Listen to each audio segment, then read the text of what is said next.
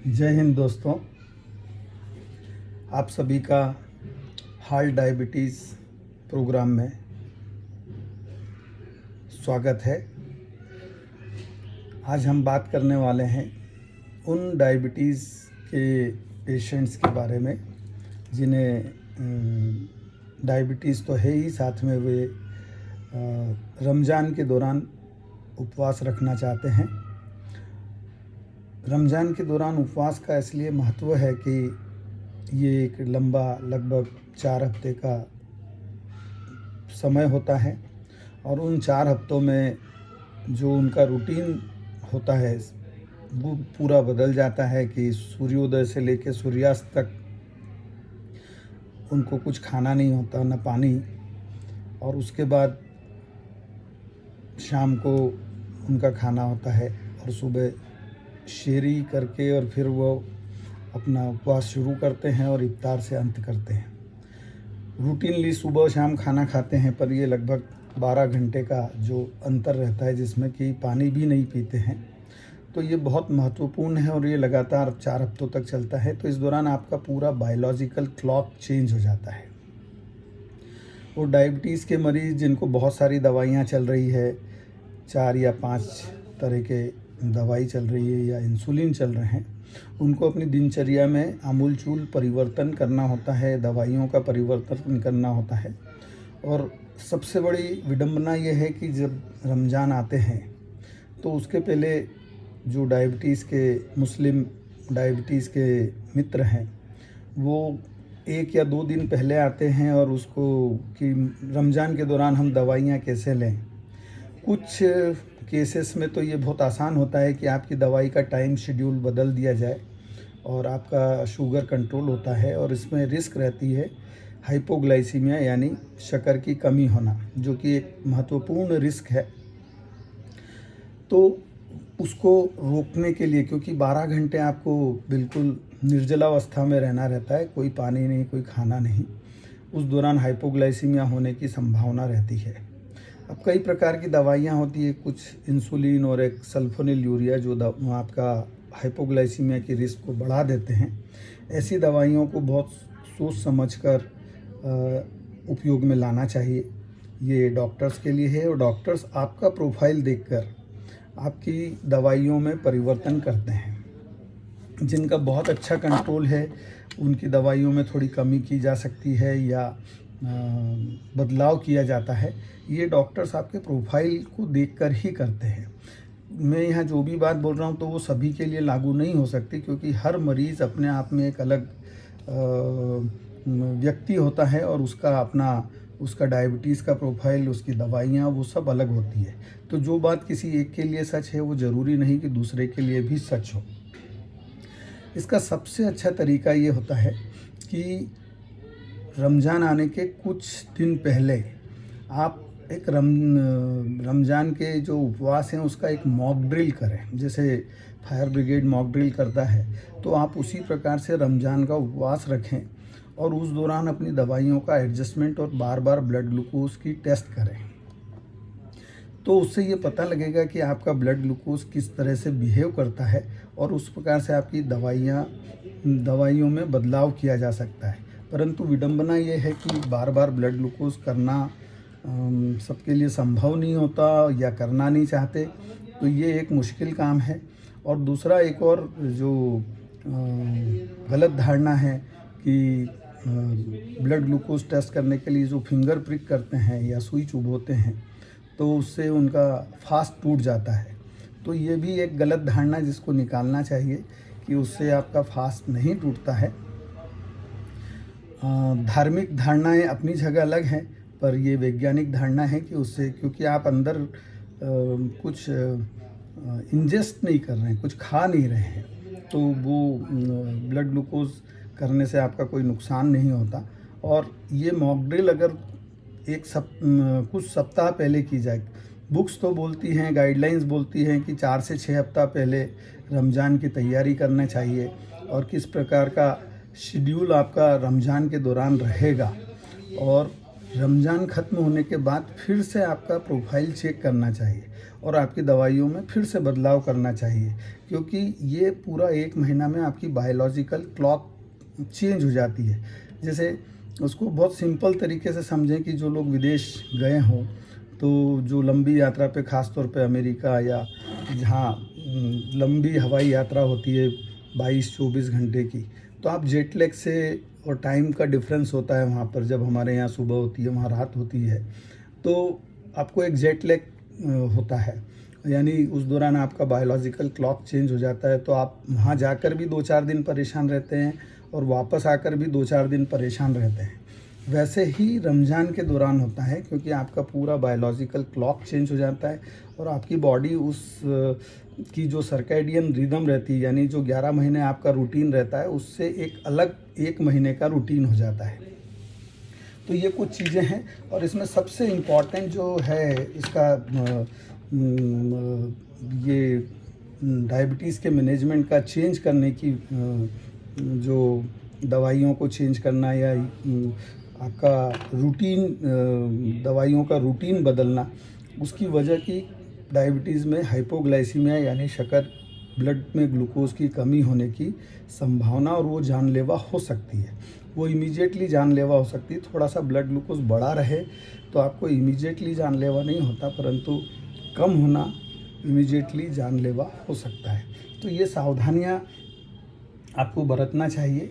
और जो इंसुलिन का डोज लेते हैं, और ख़ास तौर पे जो मिक्स इंसुलिन लेते हैं, जैसे मिक्सटार्ड है या इंसुजेन है जिस पे लिखा रहता है 30-70, या जिस पे ह्यूमन इंसुलिन 30-70, तो या 50-50 25/75, ये वाले इंसुलिन में बहुत सावधानी बरतना चाहिए, क्योंकि इनके साथ हाइपोग्लाइसीमिया की रिस्क सबसे ज़्यादा होती है।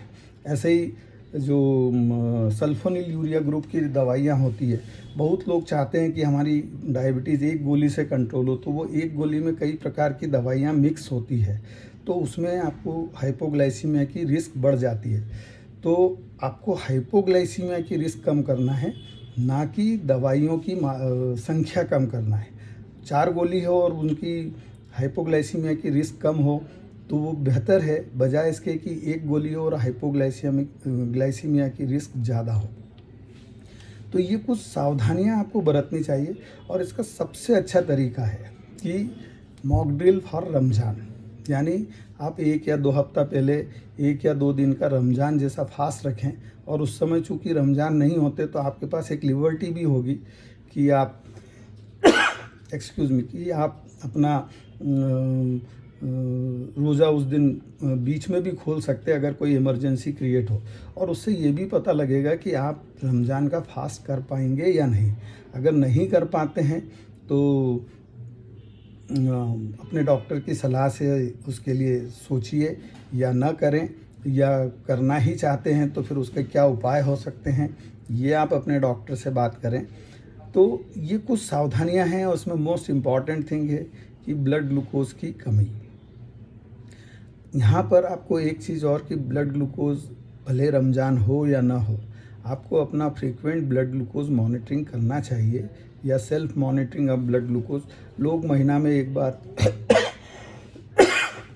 लोग महीना में एक बार फास्टिंग या पीपी जिसको बोलते हैं, या खाने के 2 घंटे बाद ब्लड ग्लूकोज कभी कभार करा लेते हैं और समझते हैं कि वो बहुत अच्छा कर रहे हैं। जबकि आइडियली आपको, जिनकी डायबिटीज़ अच्छे से कंट्रोल हो, तो उनको दिन में 5 बार की शुगर, तो महीना में कभी फास्टिंग कर लिया, कभी लंच के पहले कर लिया, कभी लंच के बाद कर लिया, ऐसे रैंडम कर डिनर के पहले, डिनर के बाद, और कभी कभार आधी रात को भी ब्लड ग्लूकोज करिए, क्योंकि कई बार आधी रात को आपका ब्लड ग्लूकोज कम होता है और उसके रिएक्शन में सुबह फास्टिंग ब्लड ग्लूकोज बढ़ता है। तो ऐसे केसेस में, इसको डॉन फिनोमेना बोलते हैं, ऐसे केसेस में आपकी दवाई की मात्रा कम की जाती है। ऐसा ही उल्टा होता है कि रात को आपकी ब्लड ग्लूकोज बहुत बढ़ती है और सुबह भी बढ़ी हुई आती है, बिकॉज ऑफ दी आपका हार्मोनल चेंजेस ड्यूरिंग नाइट, जिसको सोमोजी फिनोमेना बोलते हैं। तो उसमें आपकी दवाइयों की मात्रा बढ़ानी पड़ती है।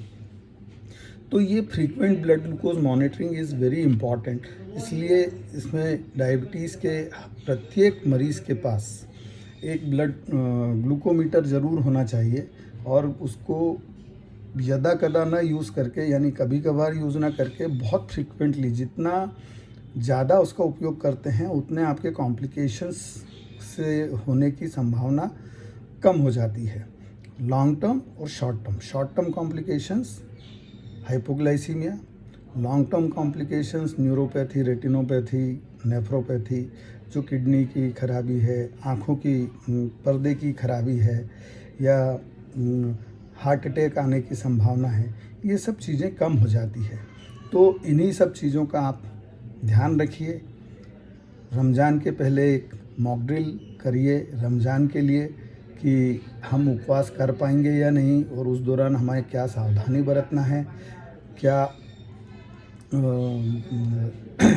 दवाइयों में परिवर्तन करना है। आपकी जान बहुत कीमती होती है, तो रमज़ान के पहले अपना असेसमेंट करें। कई लोग साल साल भर तक अपनी दवाइयाँ लेते रहते हैं और सिर्फ रमज़ान के पहले दिखाने आते हैं कि अब हम रमज़ान करना है, हमारी दवाइयों में परिवर्तन, और उस समय भी वो कुछ टेस्ट कराने का चाहें तो बोलते हैं कि रमज़ान ख़त्म होने के बाद करा लेंगे। तो मैं उनको एक बहुत सिंपल सा एग्ज़ाम्पल देता हूँ कि यदि आपको कहीं जैसे बॉम्बे जाना है इंदौर से, तो आप ऐसा बोलते हैं कि हम बॉम्बे पहुँच के पेट्रोल भरा लेंगे, जबकि पेट्रोल भराएंगे तो ही बॉम्बे पहुँचेंगे। तो यही कहानी हमारी डायबिटीज़ के मैनेजमेंट में है कि हम टेस्ट कराएंगे तो हम सही दवा चूज़ कर पाएंगे। डायबिटीज़ में सबसे बड़ी चीज़ है कि आपको तकलीफ़ बहुत कम होती है, कि हमें कोई तकलीफ़ तो है नहीं, टेस्ट क्यों कराना, हमारी किडनी तो अच्छी है, किडनी में कोई ख़राबी नहीं है, हमें पेशाब बराबर आ रहा है तो किडनी का टेस्ट क्यों कराएं, हमारी शुगर आज की 100 आई है तो हम जो ग्लाइकेटेड हीमोग्लोबिन या एवरेज ब्लड ग्लूकोज की जांच होती है, जो पिछले 3 महीने का आपको एवरेज का एक अनुमान देती है, A1C जिसको कहते हैं, या HbA1c कहते हैं, या ग्लाइकेटेड हीमोग्लोबिन कहते हैं, उसको कराने की क्या ज़रूरत है। तो इन सब चीज़ों को कराने से आपकी सावधानी, सपोज़ आपका A1C बहुत अच्छा है, सपोज़ A1C 6.5 है, जो कि बहुत अच्छा माना जाता है, और आप रमज़ान करना चाहते हैं और आपकी दवाइयाँ चल रही है, पर चूँकि उस दौरान आप 12 घंटे का फास्ट रहेगा, 12 घंटे आप कुछ भी नहीं लेंगे, तो उस दौरान आपको दवाइयों में थोड़ी कमी करने की ज़रूरत होती है। और वो A1C अगर यदि हमको पता है कि 6.5 है तो हम दवाइयों की मात्रा कम कर सकते हैं। यहाँ ये जानना ज़रूरी है कि कई ऐसी दवाइयाँ होती हैं जो हाइपोग्लाइसीमिया नहीं करती है, उनको नॉन हाइपोग्लाइसेमिक ड्रग्स कहते हैं। उन दवाइयों का हम लोग ज़्यादा उपयोग करते हैं as a doctor during fast, कोई भी फास्ट हो, भले वो हिंदू नवरात्रि के फास्ट हों, पर हम नवरात्रि के फास्ट के दौरान फलाहार किया जाता है, परंतु रमज़ान के दौरान कोई फलाहार या कुछ भी नहीं लिया जाता है 12 घंटे के दौरान। तो वो एक चीज़ कि नॉन हाइपोग्लाइसेमिक ड्रग्स का उपयोग हम लोग ज़्यादा करते हैं।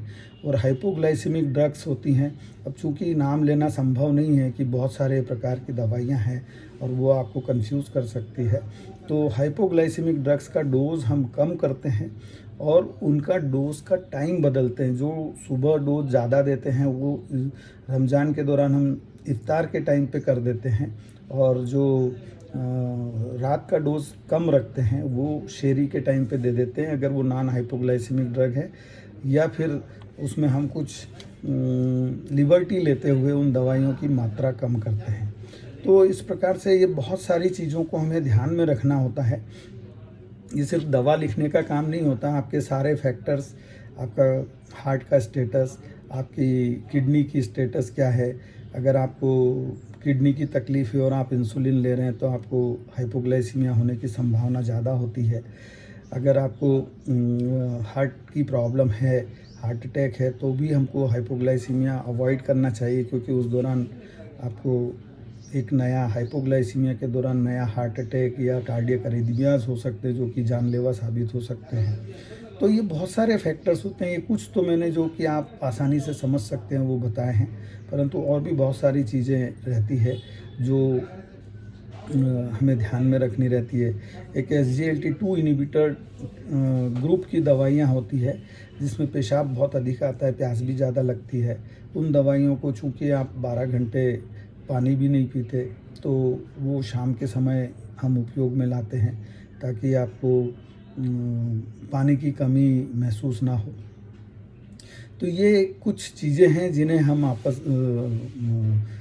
ध्यान में रखें और आप लोग अपने स्वयं की रक्षा के लिए जानलेवा खतरे से, ख़ास तौर पे हाइपोग्लाइसीमिया से बच के और रमज़ान को सफलतापूर्वक संपन्न कर सकते हैं। धन्यवाद।